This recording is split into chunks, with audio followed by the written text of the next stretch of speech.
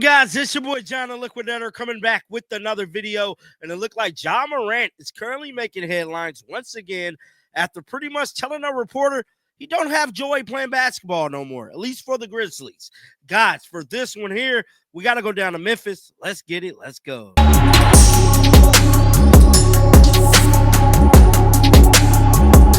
Ja Morant is a player that has always found himself in the media, good or bad. I will say that.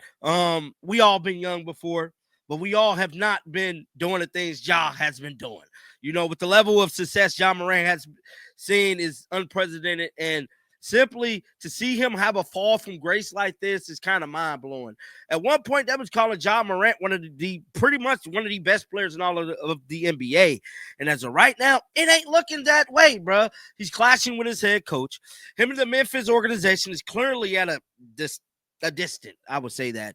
And now we got articles coming out. We got him talking to the media, unloading. But before we get into the clip, we have to talk about this article right here. And that is, can Ja Morant save himself from himself? That is the storyline, man, in all of sports. So if you guys have not been tracking this Ja Morant story, let me get you guys caught up real quick. So it goes on to say a few years ago, Ja Morant was heavily endorsed by Kevin Durant as the face of the NBA. And that's what I'm telling y'all, man. A lot of people were saying Ja was the best player in all of the damn NBA. Now, 8 games into a new season, Morant was back on the court against Detroit last night after serving a one-matchup ban for calling out Grizzly coaches in a disparaging post-game exchange with the media, bruh. Now, the Grizzlies lost to the Pistons, 114-106. Morant shot just 31% from the field. He was 5 of 16 in 35 minutes and gave up a team high of 5 damn turnovers. Bruh, Ja Morant is in the definition of the sunken place right now. Now, Morant dished up more of the same vague response during his post-game interview presser, which we got, and so we're going to skip some of that, and I'm going to play the presser. It says NBA chat groups are blowing up, raising questions about when the Grizzlies might trade him. Now, at this point, Ja Morant looked like he won't out of Memphis, bro. And to be honest, guys, I think this might be the best thing for Ja Morant. I think Ja Morant might need to change the scenery, bro. I know a lot of Memphis fans might be mad about me saying this, but to me, I think him leaving Memphis could be the best thing for him. Him as a person, him as a basketball player, get him the hell out of Memphis, bro. It ain't working. Start over. I'm pretty sure y'all tired of the Ja headaches, all of these negative headlines. Let Ja go somewhere else. And this might help him. At least put the guns down, at least. But let's finish reading this, man. It says the Grizzlies will never trade him and will ride out the roller coaster that is Ja experience, bro. Others also suggest that no other team will want to inherit Morant's poor attitude and questions his values right now. And some have said his shades of Jimmy Butler situation in Miami when he wanted to trade. Nah, Ja, this is worse than Jimmy, bro. Now, Morant's suspension is part of the trouble pattern, man. Morant's self-sabotaging antics are now new. There's hope that Morant will eventually morph into a leader with the team first philosophy. But when his challenge Morant's leadership, we saw what we always been seeing, man. That is the pretty much Ja Morant experience. In 2022 and 24, Morant won a dunk contest, double club reverse dunk. And ever since then, man, it's been kind of a downhill battle for Ja, bro. But this is a great article here. Now, something I want to share with you guys is what happened last night, and that is this damn press conference. We finna react to it. We finna play it.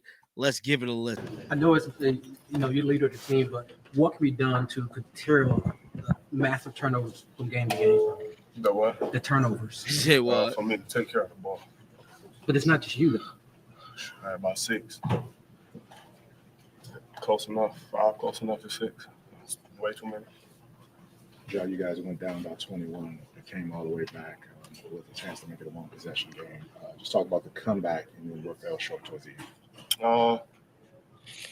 The guys, they just picked it up. Getting to play harder, more intensity, was able to get some stops, convert on the other end. So that allowed us to, cut the game. What you said, 3? The 3, and then, late, Cade went and, do what a guy for his team's supposed to do. Win the game. What can you take positive from this game to try to? I know you got 4 games in the next 5 days, so try to get another winning streak going.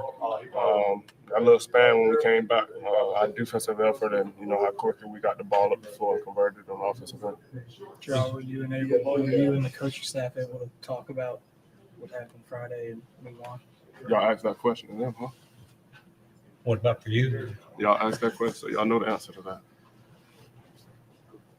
Do you feel like everything's been resolved? Yeah. They told y'all that, right? Well, yeah, but There we you didn't go. hear it from you. Obviously, they can't go and tell y'all something I ain't say. Wow. The team struggled with slow starts, like particularly on the offensive end. Like, what do you see, given whatever limitations you might have, what do you see that can help the team sort of get off to better starts? Can you repeat that, please? I was looking at you. Yeah, that's okay. The team's been getting off to slow starts. Team's been a better second half team, particularly on the offensive end, getting off to slow starts. What do you see, with what the team has to work with right now? I know there's injuries, but what do you see that can help the team get off to better starts offensively? What can change? More pace and flow. I think we just got to establish, a strong defensive early on. I feel like we come out a little flat. Guys, begin to get comfortable, and it's, tough getting out and run and having to play against, a set defense if they're making shots. So we just got to lock in defensively, get stops and rebound and get out and run. What have the last 3 days been like for you? Last 3 days. There are other things, I guess, going on. I know you just want to play basketball, but like when these things are going on, is it any way of distraction for you, like when you get out on the floor? When you circle back to this homestand, I mean, the games are going to continue to come. You got Houston Wednesday, Dallas Friday, OKC Sunday. Just how important is it to find that rhythm, find those units, find those lineups that you guys can build that continuity with? Very important, especially if we, want to win games. So You feel like you get the same joy right now that we used to see? no. Why not? What can be done to get it back? We'll see.